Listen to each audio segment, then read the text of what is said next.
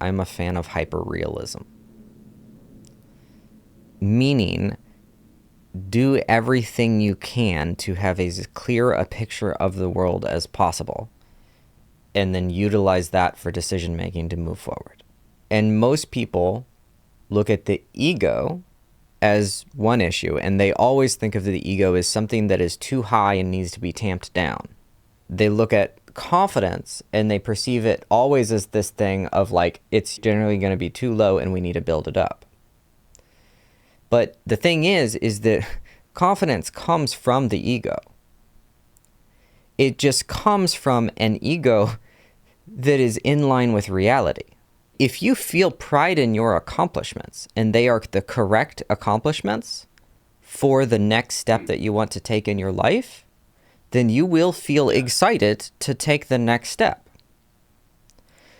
But if you feel pride in one set of accomplishments and you don't feel pride in another set, which is the place where you're trying to move forward, then you're going to have what we call low confidence.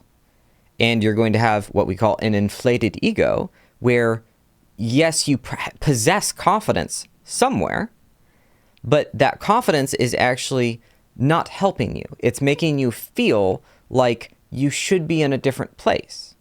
And so the solution for this is to be realistic.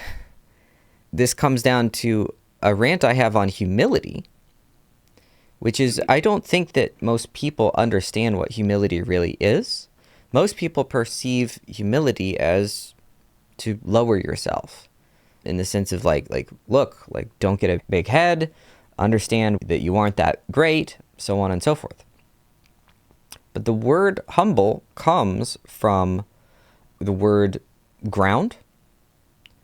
And I think a lot of people translate that as close to the ground, but I think it means more like grounded, connected to the ground, which is, again, realistic. And so true humility is to understand that you are a speck of dust in the universe and you're barely anything in the grand scheme of things. And also, there are bigger specks and smaller specks, and you are not the smallest one. And so your accomplishments are valid, and you're not as big as you think you are.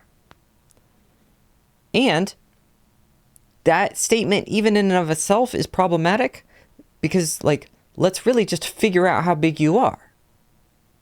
And the moment a person understands how big they really are, they have the data they need to move forward. When you truly understand exactly what you are afraid of, you suddenly have the capacity to deal with that fear. When you understand exactly what your skill sets are, you know how to implement those skill sets to move your life forward. But if you don't know what they are and you have them misplaced, then it's going to be problematic.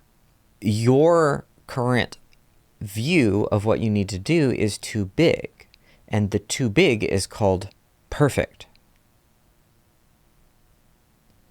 Right? Perfect is a massive accomplishment.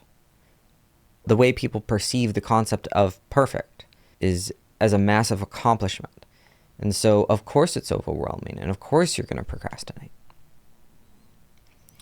And then when you think about making it smaller, of course, you think of all the downsides, like basically making it less perfect.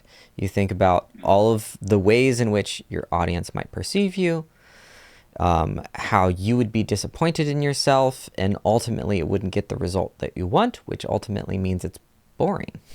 I mean, it might be shameful and devastating as well, but it's moving towards nothingness. And so how do you solve this? Well, you have to learn how to take a meaningful step that is worth taking, that is possible to take. It has to be something that you want, that is small enough that you could achieve it, that if you did achieve it, you would be happy about it. Right? Fundamentally, this is what we're trying to do. And when people don't move, they struggle with that set of things. The way I like to say the cycle is people need to figure out what to do, feel like it's worth doing, know that they can do it, and then do it. These are the things that they need. If you'd like to build your life and business with me, go to the link below or go to apply.joshterryplays.com.